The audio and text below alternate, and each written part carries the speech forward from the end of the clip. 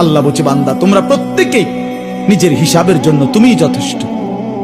তোমার হিসাব তুমি মিলাও, তোমার হিসাব তুমি মিলাও, তুমি ফয়সালা করো। কবরে যদি যাও কি হবে তোমার, আখিরাতে দাঁড়াইলে কি হবে তোমার। এই আমলনামা যখন দিবে, তোমার জীবনের ভালো মন্দ, আলো অন্ধকার, একাকী প্রকাশ্য, নেকি গুনাহ সব যখন দেখবা, তখন তো তুমি আন্দাজ করবা তোমার পরিণতি কি। কোরআন শরীফে সূরা আল হাক্কার মধ্যে সাংঘাতিক আয়াত আছে। বান্দা যখন দেখবে নিজের আমলনামা বাম হাতে, ফেরেশতা যখন বাম হাতে তার আমলনামাটা দিবে, মানে নিজের ইচ্ছা মতো নিতে পারবে না, ফেরেশতাই দিবে ঠিক করে।